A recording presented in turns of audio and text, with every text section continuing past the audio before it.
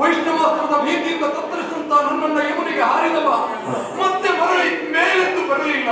ಹಾಗಿದ್ರೆ ಅಣ್ಣನಿಲ್ಲದ ಬದುಕು ನನಗೆ ಆಗಲಿ, ರಾಜಸೂಯ ಹಾಳಾಗಿ ಹೋಗಲಿ. ಈ ದೀಪಕನ ಡಿಂಬವೆನ್ನುವುದು ಯಮುನೆಯಲ್ಲಿ ಆಹಾರವಾಗಿ ಹೋಗಬೇಕು. ಅದಕ್ಕಾಗಿ ನನ್ನ ಕಿರುನಾಲಿಗೆಯನ್ನ ಎಳೆದು ಅದನ್ನ ಹರಿದು ಆತ್ಮಹತ್ಯೆಯನ್ನ ಕೈಗೊಳ್ಳುತ್ತೇನೆ.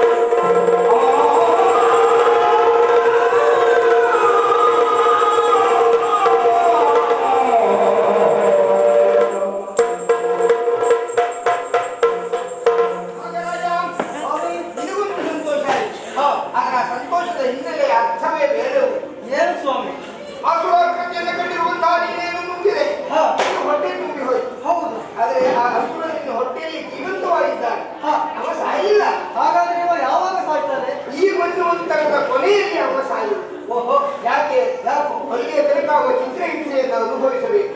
ಹರಿಯನ್ನು ವಿರೋಧಿಸುವುದರ ಪಾಡು ಏನಾಗುತ್ತದೆ ಎನ್ನುವುದು ಅವನಿಗೆ ಅನುಭವಕ್ಕೆ ಬರುವುದರ ಜೊತೆಯಲ್ಲಿ ಪ್ರಪಂಚಕ್ಕೆ ಅರ್ಥವಾಗಬೇಕು. ಒಬ್ಬ ಆತ್ಮಹತ್ಯೆ ಮಾಡಿಕೊಂಡು ಯಾಕೆ ನನ್ನನ್ನು ವಿರೋಧಿಸಿದ ಕಾರಣದಿಂದಲ್ಲ, ನನ್ನನ್ನು ಓಲೈಸಿದರೆ ಅವನಿಗೆ ಆ ಪರಿಸ್ಥಿತಿ ಬರುವುದಿಲ್ಲ. ನಿಜ. ಹಾಗೆಯೇ ನನ್ನನ್ನು ವಿರೋಧಿಸಿದ ಕಾರಣಕ್ಕಾಗಿ ಹೊಟ್ಟೆಯಲ್ಲಿ ತಿರುಗಿರುವಂತಹ ಆ ಹಂಸ ಅವ ಒದ್ದಾಡ್ತಾ ಇದ್ದಾನೆ. ಈಗ ಅವ ಕಷ್ಟಪಡಲಿ, ಒಂದು ನಂತರದಲ್ಲಿ ಅವ ಸತ್ತರೂ ಸಹ ಅವನಿಗೆ ಸತ್ಯಗತಿಯಂತೂ ಇಲ್ಲ. ರವ ನರಳುವಂತಹ ನರಕದ ಯಾತನೆ ಅವನಿಗಾಗುತ್ತದೆ. ಈ ಮೂಲಕವಾಗಿ ಹರಿ ಭಕ್ತರಿಗೆ ಯಾವ ತೊಂದರೆಯೂ ಆಗದು ಎನ್ನುವುದನ್ನು ಪ್ರಪಂಚಕ್ಕೆ ಸಾರುತ್ತಾ ಎಲ್ಲರೂ ಹರಿಯ ನಾಮಸ್ಮರಣೆಯಲ್ಲಿ ತಲ್ಲೀನರಾಗಬೇಕು ಎನ್ನುವುದಾಗಿ ಕೇಳಿಕೊಳ್ಳುತ್ತಾ ಈ ಕಥೆಯನ್ನು